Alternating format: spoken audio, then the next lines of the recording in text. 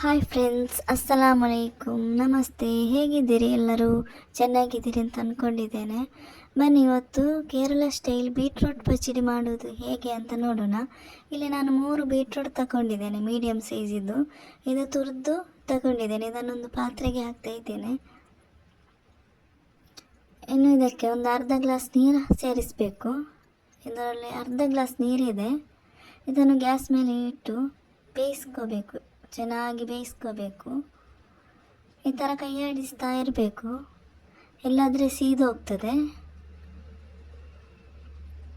ಈ ಥರ ಮಿಕ್ಸ್ ಮಾಡ್ತಾನೆ ಇರಬೇಕು.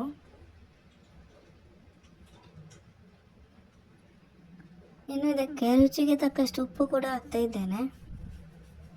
ವಿಡಿಯೋ ಇಷ್ಟ ಆದರೆ ಒಂದು ಲೈಕ್, ಕಮೆಂಟ್, ಸಬ್ಸ್ಕ್ರೈಬ್ ಮಾಡೋದನ್ನು ಮರಿಬೇಡಿ. ಹಾಗೆ ನಿಮ್ಮ ಫ್ರೆಂಡ್ಸ್, ಫ್ಯಾಮಿಲಿ ಜೊತೆ ಶೇರ್ ಮಾಡಿ, ಸಪೋರ್ಟ್ ಮಾಡಿ ಅಂತ ಕೇಳ್ಕೊಳ್ತಾ ಇದ್ದೇನೆ. ಇನ್ನು ಇದು ಬೇಯಲಿ. ಈಗ ಇದಕ್ಕೊಂದು ಮಸಾಲೆ ರೆಡಿ ಮಾಡುವ. 1 ಕಪ್ ತೆಂಗಿನ ತುರಿ ತಗೊಂಡಿದ್ದೇನೆ, ತೆಂಗಿನಕಾಯಿ.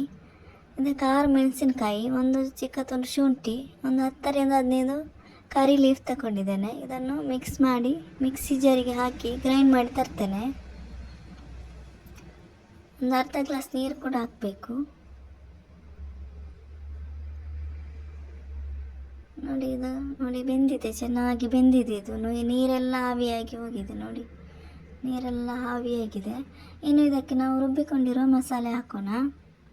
ತೆಂಗಿನಕಾಯಿ, ಕಾಯಿ ಮೆಣಸು, ಶುಂಠಿ, ಕರಿ ಲೀಫ್ ರುಬ್ಬಿರೋದು ಇದನ್ನು ಹಾಕ್ತಾ ಇದ್ದೇನೆ. ನಿಮಗೆ ಗಟ್ಟಿ ಬೇಕಾದರೆ ನೀರು ಹಾಕೋದು ಬೇಡ, ತೆಳು ಬೇಕಾದರೆ ಸ್ವಲ್ಪ ನೀರು ಹಾಕಿ, ಆಯಿತಾ. ಮಿಕ್ಸಿ ಜಾರಿಗೆ ನಾನು ಸ್ವಲ್ಪ ಇಲ್ಲಿ ನೀರು ಹಾಕ್ತೇನೆ.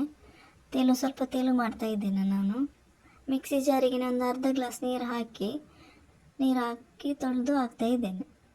ನಿಮಗೆ ಬೇಕಾದರೆ ಹಾಕ್ಬೋದು, ಇಲ್ಲಾಂದರೆ ಸ್ಕಿಪ್ ಮಾಡ್ಬೋದು. ಗಟ್ಟಿ ಬೇಕಿದ್ರೆ ಗಟ್ಟಿ ಕೂಡ ಮಾಡ್ಬೋದು. ಇದು ಸ್ವಲ್ಪ ಬಿಸಿ ಆದರೆ ಸಾಕು, ಕುದಿಯೋದು ಬೇಡ. ಇನ್ನು ಸ್ವಲ್ಪ ಬಿಸಿ ಆದರೆ ಸಾಕು. ಈಗ ಮಿಕ್ಸ್ ಮಾಡ್ತಾ ಇರಬೇಕು ಚೆನ್ನಾಗಿ. ಗ್ಯಾಸ್ ಲೋ ಫ್ಲೇಮಲ್ಲಿ ಇಟ್ಟು ಸ್ವಲ್ಪ ಬಿಸಿ ಆದರೆ ಸಾಕು, ಕುದಿಸುವಂಥ ಅವಶ್ಯಕತೆ ಇಲ್ಲ. ಇದನ್ನು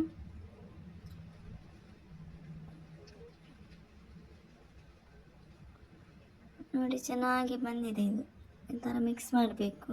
ಕೇರಳ ಸ್ಪೆಷಲ್ ಬೀಟ್ರೂಟ್ ಪಚ್ಚಡಿ ಇದು. ಇನ್ನು ಇದಕ್ಕೆ ನಾವು 1 ಕಪ್ ಮೊಸರು ತಗೊಂಡಿದ್ದೇನೆ. ಇದನ್ನು ಬೀಟ್ ಮಾಡಲಿಕ್ಕೆ ಉಂಟು.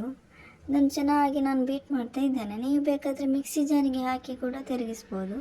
ನಾನು ಕೈಯಲ್ಲಿ ಬೀಟ್ ಮಾಡ್ತಾ ಇದ್ದೇನೆ. ಇದರ ಗಂಟು ಥರ ಇರ್ತದಲ್ಲ ಮೊಸರಲ್ಲಿ, ಅದು ಹೋಗಬೇಕು. ಚೆನ್ನಾಗಿ ಪೇಸ್ಟ್ ಥರ, ಕ್ರೀಮಿ ಥರ ಆಗಬೇಕು. ಈ ಥರ ಚೆನ್ನಾಗಿ ಬೀಟ್ ಮಾಡಬೇಕು.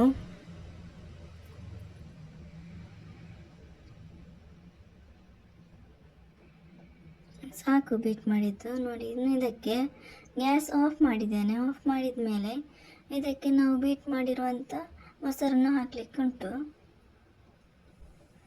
ನಾನು ಈ ಬೀಟ್ ಮಾಡಿರೋ ಮೊಸರು ಹಾಕ್ತಾ ಇದ್ದೇನೆ. ಈಗ ಮೊಸರು ಹಾಕಿ ಚೆನ್ನಾಗಿ ಮಿಕ್ಸ್ ಮಾಡಬೇಕು.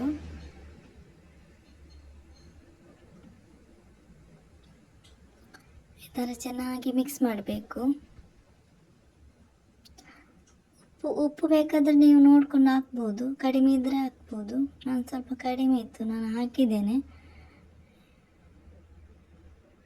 ನೋಡಿ, ಇನ್ನು ಈ ಥರ ಆಯಿತು. ನೋಡಿ, ಚೆನ್ನಾಗಿ ಆಗಿದೆ. ಸ್ವಲ್ಪ ತೆಳು ಮಾಡಿದ್ದೇನೆ ನಾನು. ನಿಮಗೆ ಬೇಕಾದರೆ ಗಟ್ಟಿ ಮಾಡ್ಬೋದು, ಆಯಿತಾ. ಇನ್ನು ಇದಕ್ಕೆ ಒಂದು ಒಗ್ಗರಣೆ ಹಾಕಲಿಕ್ಕೆ ಉಂಟು. ನಾವು ಒಗ್ಗರಣೆ ಮಾಡೋಣ. ಇನ್ನು 2 ಟೇಬಲ್ ಸ್ಪೂನ್ ಇದಕ್ಕೆ ಎಣ್ಣೆ ಹಾಕ್ತಾ ಇದ್ದೇನೆ. ಅರ್ಧ ಟೇಬಲ್ ಸ್ಪೂನ್ ಸಾಸಿವೆ ಹಾಕ್ತಾ ಇದ್ದೇನೆ. ಒಂದು 10ರಿಂದ 15 ಕರಿ ಲೀಫ್ ಕೂಡ ಹಾಕ್ತಾ ಇದ್ದೇನೆ. 2 ಮೆಣಸಿನಕಾಯಿ ತುಂಡು ಮಾಡಿ ಹಾಕ್ತಾ ಇದ್ದೇನೆ. ಈ ಥರ ಸ್ವಲ್ಪ ಮಿಕ್ಸ್ ಮಾಡಬೇಕು. ಇದಕ್ಕೆ ಹಾಕ್ತಾ ಇದ್ದೇನೆ, ಬೀಟ್ರೂಟ್ ಪಚ್ಚಡಿಗೆ ಹಾಕ್ತಾ ಇದ್ದೇನೆ. ನೋಡಿ, ಚೆನ್ನಾಗಿ ಮಿಕ್ಸ್ ಮಾಡಬೇಕು. ನೋಡಿ, ಇಷ್ಟು ಕಲರ್ ಚೆನ್ನಾಗಿ ಬಂದಿದೆ. ನೋಡಿ, ತುಂಬ ಚೆನ್ನಾಗಿ ಬಂದಿದೆ. ಕೇರಳ ಸ್ಟೈಲ್ ಬೀಟ್ರೂಟ್ ಪಚ್ಚಡಿ, ಸೂಪರಾದ ಟೇಸ್ಟಿಯಾದ ಬೀಟ್ರೂಟ್ ಪಚ್ಚಡಿ.